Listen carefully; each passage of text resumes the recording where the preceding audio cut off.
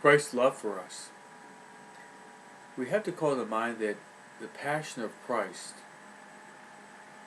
He went through it for all of humanity, but He went through it for you and for me. He sweat His precious blood in the Garden of Gethsemane. He did that for love of you and for me.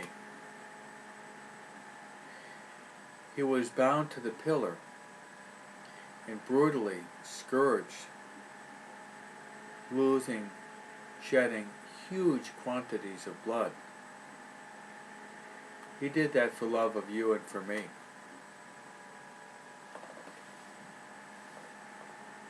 He was crowned with sharp thorns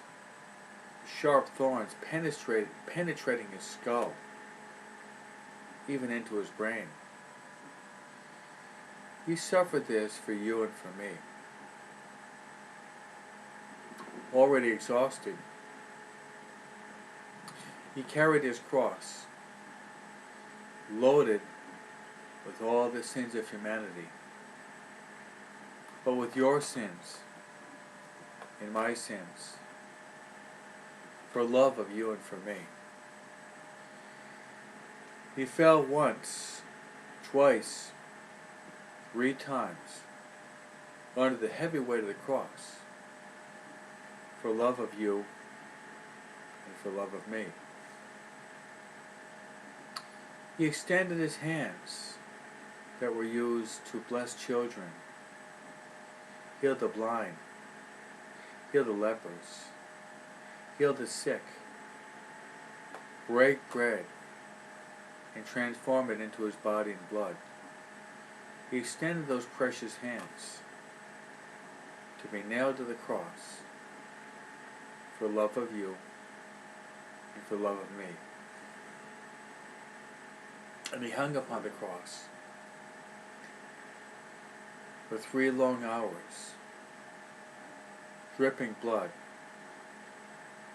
breathing heavily, going through incredible anguish, even experiencing, if it were, that His Father had abandoned Him. Father, Father, why have you abandoned me? He went through this, His bitter passion for love of you and for love of me. And finally, He said, Father, into your hands I commend my spirit.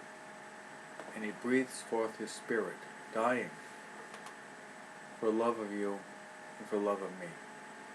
He died so that we might have life. So it's very salutary for us to meditate at times upon the Passion of Christ, not simply as a distant historical event, but rather think about it now, that Christ suffered and died on the cross and went through His bitter passion for love of you and for love of me.